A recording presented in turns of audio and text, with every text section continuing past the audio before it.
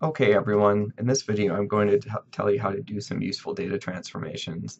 And for this first video I'm going to focus on just date transformations.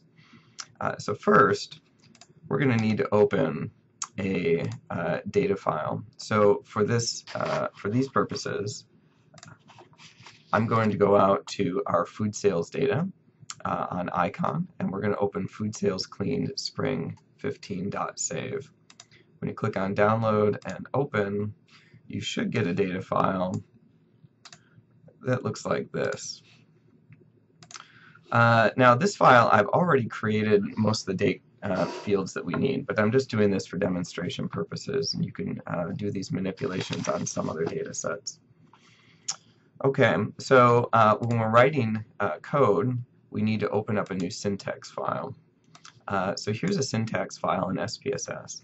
Now it's a good idea to write comments. To do a comment, you start with a couple stars. This is a Shift 8, and then say something like create date variable for reporting. So that, for example, this tells us what we did, or someone else who looks at our code what was going on. Now we're going to create a new variable called date3, and to do that in SPSS, if it's a string variable, so something that has characters, we have to write string date3 A20, and that means we have a new variable that has characters that could be up to 20 characters long. Now for demonstration purposes, I'm just going to say compute date3 equals date. Now we already have something called date, but you'll see why this could be useful. And then we'll say execute. When we highlight all of these and push run selection, you're going to see this new date3 over here that has exactly the same information as date over here. Okay? Now, maybe we're not interested in that format. So that's just a character string, but maybe we'd like to see it as a real date variable. So one thing we can do is say alter type date3, which is our new variable we made, and say we want that to be an A date. Again, we're going to have to execute that, so I'll just move those around. We'll highlight just that new stuff I wrote, and you're going to see date3 over here is switched, so now there's leading zeros in front of it. And actually, if you go over to the variable view, we can look and see date3 is actually switched to a date. It used to be a string with 20 characters, now it's a date field with 20 characters. Okay? And there are other transformations you can do. For example, if you go up into help, you go to topics, and then you say date time formats. Click on that. You can see all these other different date formats.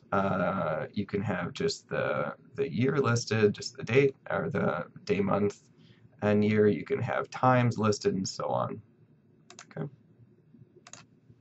One other date format that I think could be useful, so I'll just point it out here, is something where we get the days of the week. So we're going to create a new variable called compute day of week equals x date dot weekday, and then we'll use date3, which is that new variable we just had before. Now before I was writing in execute, but I think it's often actually a good idea to do a frequencies. This will tell you how often each value shows up. So frequencies day of week. Now we'll highlight these, and that will run.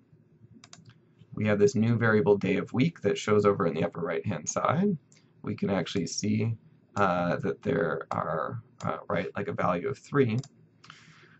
If we go into output, you'll see the frequencies that of how often that shows up, and what we see is the value of 2, 3, 4, 5, and 6.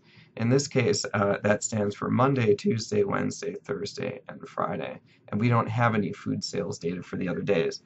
So again, this is useful because if you saw food sales data for Sunday or Saturday, you should be concerned since we don't have data for those days. also, if you saw some missing values, what that would mean is maybe there was something wrong with the date field, and we'd want to go back and verify what's going on with our data. So that's why I suggest often running frequencies immediately after you run some syntax, because then you'll know if you made a mistake.